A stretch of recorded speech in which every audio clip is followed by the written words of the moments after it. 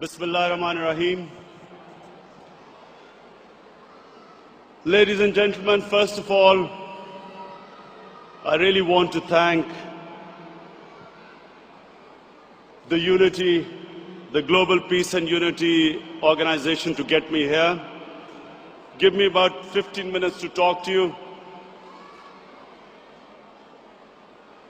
The most important thing, the point I want to make tonight is this, that it is extremely important for Muslims to be able to convey to people living in Western countries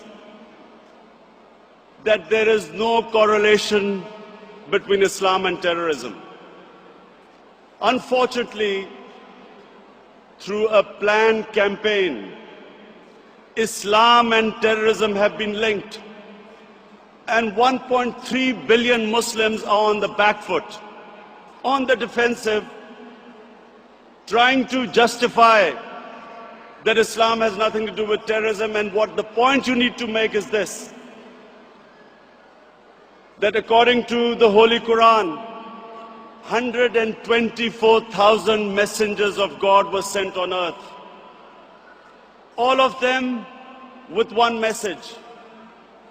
And the message was that the Almighty wanted us to be human beings rather than intelligent animals. Animals believe in might is right, survival of the fittest, whereas human beings have compassion and justice.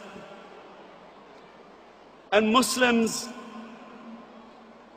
were supposed to be and should be the community that should be compassionate and that should believe in justice, just like every messenger of God to every human community brought the same message.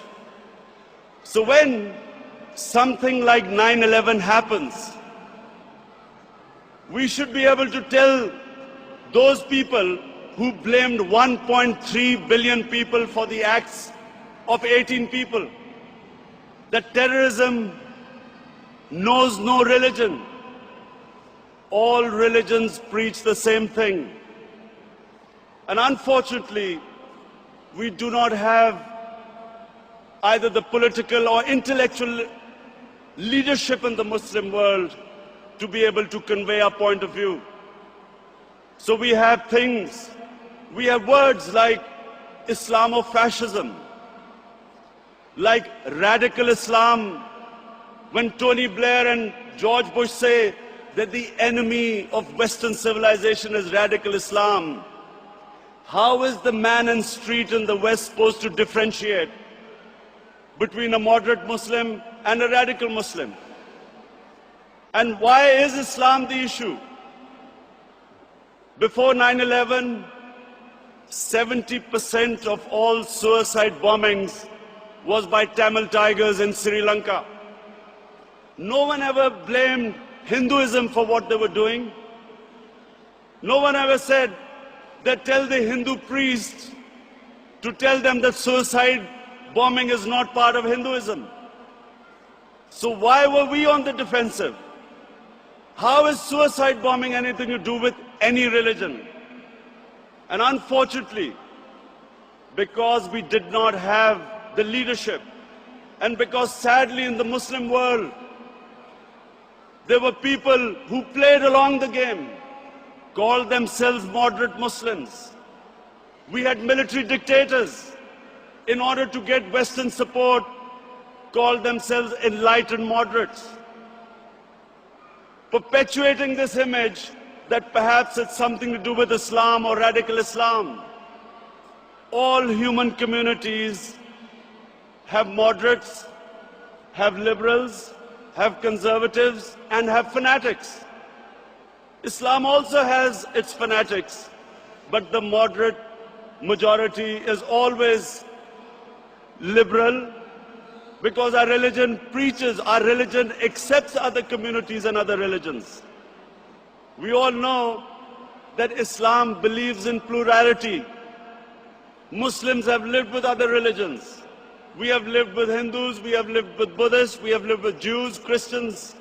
We accept, as the Quran says, Allah says in the Quran that it is through His will that we are distributed in different communities.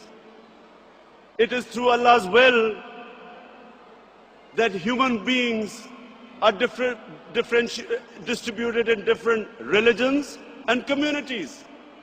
And Allah goes on to say that had He wanted, we would all become one community. And then it goes on to say, the ayat goes on to say, compete in being good human beings. So we have a religion which preaches plurality. We accept other religions. Nowhere does Allah tell us to convert everyone to one monoculture or mono-religion. And all we are asked is to be better human beings, compete in being better human beings.